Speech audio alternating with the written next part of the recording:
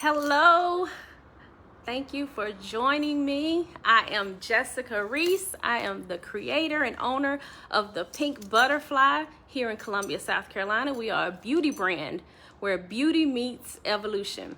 We facilitate the evolution of women through three different ways. One, our services here at the Salon by PYNK.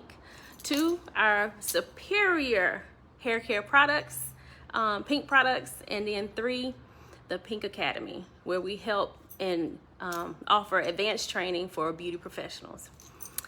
Now, we are here today. This is part 4 of our 4-part series. I have made it to the end. And for those who have been with me from the beginning, know that I truly appreciate you. I truly appreciate everyone coming in, everyone that has been giving me feedback and sending me messages. And I'm just like really overwhelmed because honestly, when I decided or was nudged to do this series, I really didn't think, I was like, well, nobody wants to hear what I have to say. But I quickly realized, and it's part of my evolution, is that there are some things that I can share. I have gifts that I should share, that I can share. And also I encourage other people to evolve, and other people are watching me evolve. So here I am, Evolve with Jessica. So let's kind of recap what we've been doing. Week 1 of the 4-part series, Evolve with Jessica, we talked about ways in which I've changed, that I've had to evolve, that changed the course of my career. And then in week 2, I talked about some of the hurdles that left me speechless and how I overcame them. And then in week 3, last week, I talked about how I've maintained and sustained my growth of the PYNK Butterfly.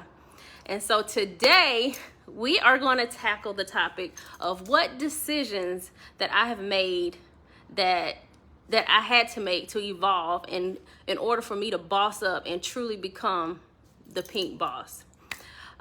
So before I get started, I encourage you to like, comment, share throughout this little chat that we're going to have. And even in the replay, feel free, please share it if you find it beneficial. If you think there's a nugget of knowledge that you think someone else needs to hear, please feel free, share it.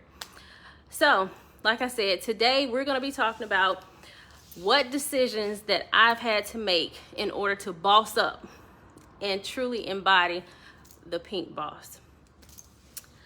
Well, first of all, the biggest thing I had to realize in order to fill the shoes that I know that I was called to do, I had to put my big girl panties on. You know, sometimes when you're about to embark upon a journey or a task or something that you know that it's going to be challenging, you have to make the decision that, okay, this may be hard, but I'm going to get through it.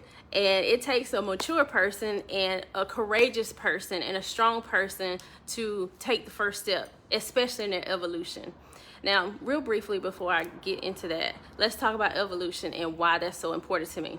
Evolution is the process of things growing and changing and becoming better. And I truly believe that there's no such thing as just standing still. You're either growing and evolving, or you are dying and there's no such thing as stand still. So you can be an active participant in your evolution, or you can just sit back and watch the regression of your career, of your life, of the things that you know you're supposed to be doing. So I truly believe that evolution is essential, and whether you are active participant or in it or not, it's going to happen. So I encourage everyone to really start thinking about their own personal evolutions as you listen to me talk about mine.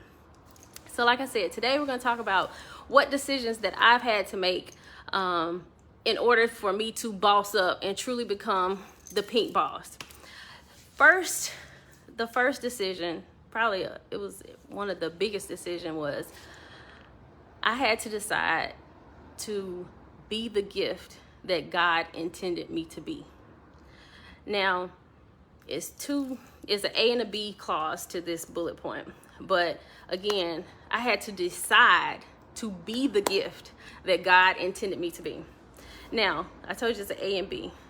A, you have to be truthful and honest about who you know you were called to be.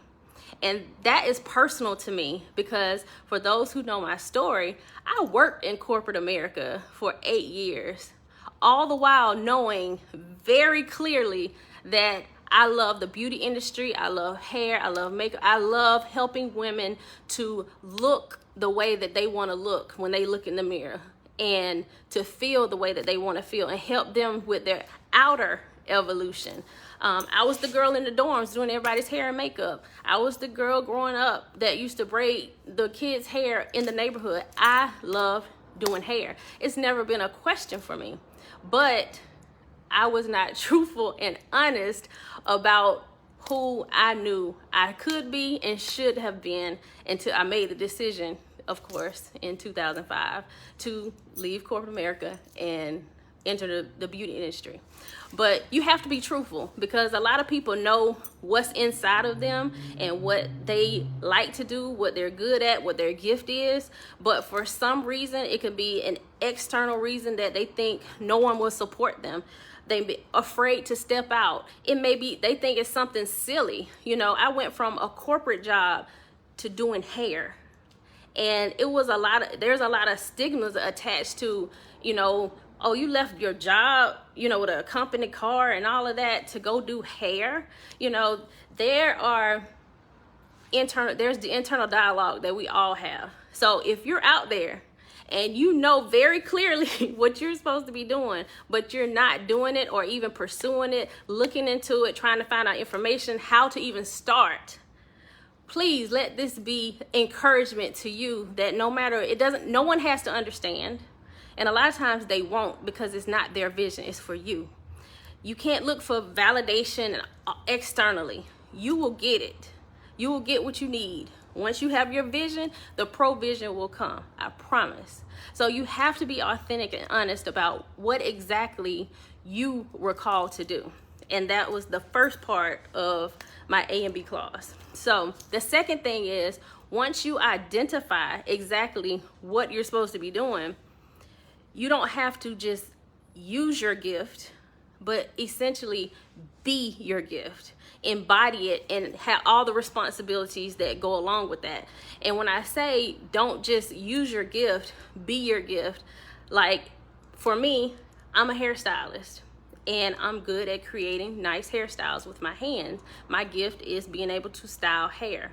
And in order for me not to just use my gift and be my gift, I don't want to just style hair. I want to change the way a woman looks at herself. So when she walks out the door, she has a little bit more confidence. She's a little extra spring in her step.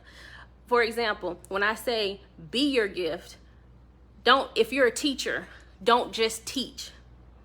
Look at what you do as you are molding the next generation. If you are a customer service representative, don't look at what you do. If that's what you're called to do, don't look at it as just answering phone calls, because you may be the best one, the best customer service rep in the whole place, but you're not just answering calls and getting people off the phone. You're helping solving problems for people who have problems. So in essence, again, be the gift that you are called to be, and don't just use your gift. Secondly, and aside for that, when I was thinking about gift, when I was thinking about some of the things that I wanted to share with you tonight, there's a scripture that your gift will make room for you, and it will put you in the presence of kings. And it was funny. It's like there was a literal meaning to that for me. I don't know if some people know that I did do business on the continent of Africa. And I was over there, and we were in Johannesburg, and we were at Mandela Square, which is a really, really nice shopping mall. And we were there to do business. We were selling exotic hair. We were opening a salon over there that was named after our brand. We were doing really good.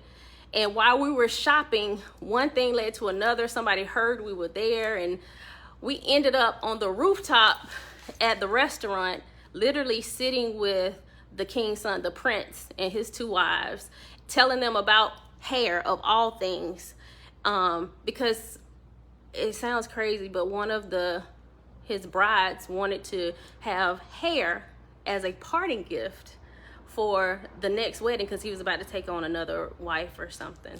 But truly, your gift makes room for you and will put you amongst kings. And it not always a literal king, but there are kings in your industry, kings in your community, kings just within the community in which you operate, you live, you work, that when you start operating your gift, it will cause attention to come to you, and you'll be able to utilize your gift to touch many more people, because it's not just for you. It's not a selfish thing. God doesn't give us these gifts for us to hold them to ourselves and use them just for selfish gains. Now, again, we are talking about decisions that I've had to make in order for me to boss up and truly live up to the Pink Boss. And the first one was to be the gift and not just use the gift. Be the gift that God intended me to be. The second point I want to make is, now that you should be able to pursue the gift. And when I say pursue the gift, that means to truly commit to the process of owning that gift, learning everything you can about it, being the best out there, and committing to the process that it takes to get there. Because just because you are gifted in an area, just because you're good at something, that doesn't mean it's always gonna be easy for you to just step out and start doing it. I naturally had abilities to style hair, but there are things I needed to learn and skills I needed to hone and knowledge I needed to gain by going to school and by going to advanced training classes. And the same goes, like, for instance, I make it simple, like LeBron James or Kobe Bryant. Even Asia Wilson, she's from here in Columbia. We all know, and it's very public about how hard they train, how hard they go in when they get ready to compete, especially in the off season when they're not even playing the games. They work out super hard to get their bodies in the best possible physique and position to do what they're called to do. LeBron James, he has natural ability. He was drafted out of high school into the NBA, but he talks about, and we all know, that he trains like ridiculously, and not even just his body. If you all see some of his commercials, he even trains his brain and how he thinks, and he meditates. Like, he really goes to he spares no expense in learning and honing his gift. So the second thing is to pursue it. Pursue what it is, the gift that you were intended to use and share, and commit to the process of whatever it takes for you to be able to master it. And then lastly is to share it. And when I say share it, I mean in the sense of, a lot of times, and I know for me, I can speak personally about me, there are times in which we dim our light because we don't want to cause too much commotion. We don't want to cause too much attention to ourselves. And in some places, I'll just be honest, there are some things that I didn't even turn on my light. You know, there are some things that I know that I'm naturally able to do that I have not yet even explored. That's part of my evolution. So I encourage everyone out there, especially those who know what you're supposed to be doing, when you know the assignment that you have, you know that there are voices and people assigned to what you have to say and what you have to teach, to share it. Don't just keep it to yourself. The same way that there were people that I looked up and learned from in the industry, there are people that look up to you and learn from you whether you see them or not. There are eyes always on you, one way or another. And it could just be somebody in your family. It could be somebody in your church. It could be somebody at your job. You never know who's watching you. You never know who's being ministered to. Your life is ministering to somebody. Some words that you say to somebody, you know, you have to be mindful of that. So very clearly, you know, those are the three things that, decisions that I've had to make that in order for me to boss up and becoming the pink boss. Again, the first one was being the gift that God intended me to be. The second one was to pursue it and really commit to the process of what that meant in honing it. And then lastly, sharing it, not hiding it under a rock. I hope that gave somebody out there something. That was a little nugget for someone. Again, I encourage you, if you got anything out of this little chat, to like, comment, share this. And with this being my last of my 4-part series, Evolve with Jessica, I mentioned last week that I was gonna give away something big this week on the last episode. So what I'm gonna do, we're gonna have a contest. And of course, there are a lot of people who watch the replays, because there are some people that can't be on right now at 7 o'clock, but they go back and watch it. So today is Monday, and by Friday, we're going to look at the people who shared the videos, and we're going to I'm going to gift a gift certificate to the Salon by PYNK, where beauty meets evolution, and it will be a $250 gift certificate that you can use on services, you can use on products, whatever you want to here at the Pink Butterfly. Again, like and share the video, and we will look at everyone who liked, and we will do a raffle, and whoever we pick will get a $250 gift certificate to the Salon by PYNK, or they can gift it to someone as well. So this is the end of my Evolve with Jessica series. I appreciate you listening. I appreciate you watching. I appreciate all the feedback. Please feel free to email me. Join my email list. The link should be in the chat. Please join my email list, because I do have more things coming, and I would love, love, love to share it with you, and you all to continue being a part of my journey and my evolution. Dare to fly.